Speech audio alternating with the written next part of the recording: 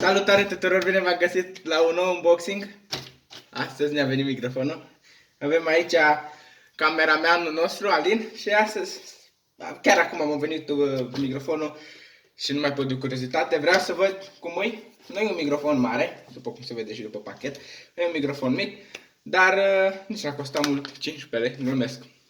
Până aici să vadă că e 15 lei. Aici nu a fost 15 lei, dar stai să focalizeze. Așa, 15 lei, dar nu a fost 15 lei, a fost, nu mai știu, o să ne uităm cât, dar am avut un voucher la EMAG. Hai să-l desfacem, nu mai am răbdare. Prima dată începem, prima dată când desfac pachetul, prima dată începem așa. Ușor, mă. Cu desfacerea, mamă, dar până ăștia la scoci, frate. De fapt aici n-am avut scoci, ăsta rămâne până la zi. Bun, ăsta e microfonul. Pune aici, mă, dar tu ce vrei, microfon ca pe vremuri, așa? Bun, asta e microfonul, hai să-l desfacem și pe asta. E un microfon de la Trust. Hai să vedem cum. O să aveți linkul în descriere de la video. De la... Pune-i să vedem, să focalizeze. O să aveți linkul în descriere de la videoclip, de la microfon, pardon, m-am încurcat de 5 ori într-un minut. Așa arată microfonul. Hai să vedem cum e microfonul. Stai să vedem. Raul, ca de obicei, nu știu să desfac un pachet. Eu dacă aș fi să ambalează tot așa, eu și de la până aș ajunge să mănânc, tot să dezambalez așa aș muri de foame, uite. Bun. Hai că am dat până la urmă de ce trebuie. Avem aici așa niște caiete care nimeni nu le citește. Avem aici așa cutia care nu ne mai trebuie. Avem aici microfonul care îmi poți arăta mai mare. Mă rog, e bun, așa. Asta e microfonul. Ia să vedem, să vede bine. Asta e microfonul. Așa. Un microfon cu nu știu cât are lungime, 1,8 metri. Asta e trepiedul de la microfon. O să-i facem și unde mai picat ceva. Asta e USB-ul pentru sunet. Asta e trepiedul de la microfon. Așa, o să-i facem și un test de sunet. Asta merge așa, că depinde cum vrei tu, ce vrei să înregistrezi, ori butoanele, ori pe tine. Așa, bun. Ăsta e cablu. Eu ajuns destul de repede. Marți l-am comandat azi vineri, tot în această săptămână. Și să vedem cum îl punem. Așa. Nu știu, cred că așa. Așa. Îl împingi. Așa. Uite așa. Avem un microfon acum ca să nu ne mai dea,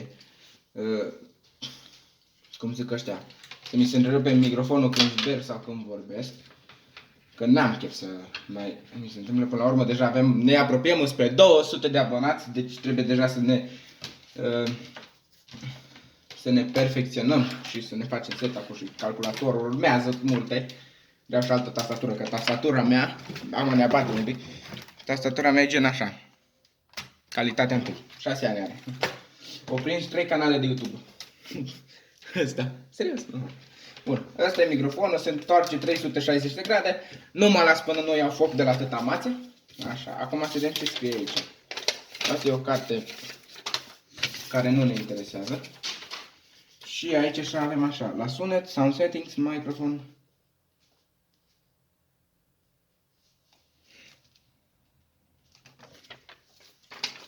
Vedem ce scrie aici. Bun. Acum, de să căutăm ceva. Nu mai știu de m-am pus eu. Aveam un USB din ăla extender, știi? Din ăla, mă, ce-s mai multe USB-uri. Nu ăsta. Așa, filmează, ăla, pune un pic o stop. Revenim imediat. Dar. Da, stați un pic, că ne-am încurcat aici. E prea mic locul de filmat. Am găsit ce ne trebuia, pentru că nu mai am loc în calculator și nu mă las până nu iau foc. Mai am zis odată. De să scoatem minunea asta, aici, cum le zice,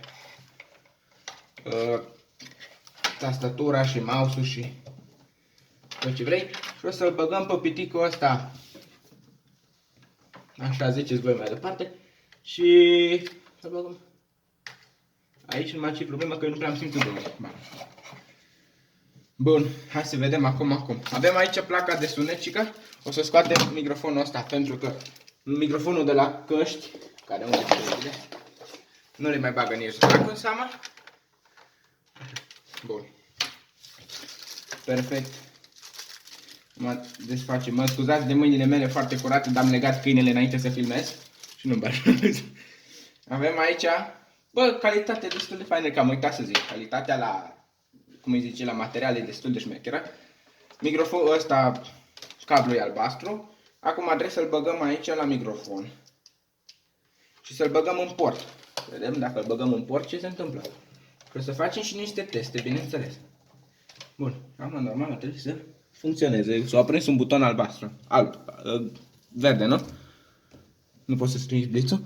Ia dă-te un pic cu blițul la stânga. Dă-te mă să nu se vadă blițul. Ia dă-te un pic. Ba, uite, s-a prins un buton. Se vede, vezi? Dar nu se vede. Nu se vede. Se vede, dar nu se vede. Așa. Acum deschidem OBS-ul. Că cred că OBS-ul ni l-a detectat singur. Speram că ni l-a detectat singur. Și o să facem și un test și o să aveți în videoclipul ăsta test cum se auzea cu căștile astea, cu microfonul de la căștile astea și cu microfonul de aici. Dar nu instalat microfonul. Open Sound Settings, se vede. Microfon. Ba, uite că merge. Bun, așa. Sperăm că se audă bine, numai trebuie să punem aici microfonul. Ba, mă, uite că se aude, fii atent. Hei. Hai să facem un test. Ia să. Asta e, fii atent. Hai să, o să facem un test, numai un pic, că vreau să văd dacă am filtrele încă puse. Dar trebuie să mă obișnuiesc să nu vorbesc așa aproape de microfon, că da, uite, am filtrele puse. Acum, cam gata, deci ăsta e unboxing-ul, sper că vi-l place. Arată destul de frumos, o să facem acum, să vedem cum face. Deci e foarte ușor de instalat, l-am băgat în USB și funcționează. Acum suntem curios cum se aude pe live-uri de azi înainte și să vedem cum se descurcă pe live-uri când eu o iau razna, adică când încep să zber sau chestii din astea. Dar sperăm că să se audă bine și să nu avem probleme cu el, cel puțin eu așa sper. Că n-am chef să mai dau banii pe altul. Bine, nu a fost investiție, cine știe ce mare, dar merită. Plus că toată lumea, bă, Raul, fost rezolvă ceva cu microfonul, Ia că ajung și perioada asta în care trebuia să-mi rezolv cu microfonul. Bun, sper că v-a plăcut. Acum vă las la un sunet, la un sound test, să vedem cum s-a auzit microfonul vechi și microfonul nou. Să vedem și noi cum se aude, pentru că eu vorbesc acum, OBS-ul mă arată că microfonul funcționează, dar nu îi înregistrează nimic. Sunt și eu curios, sincer să vă spun, cum se aude microfonul. Bun, hai să ne auzim după.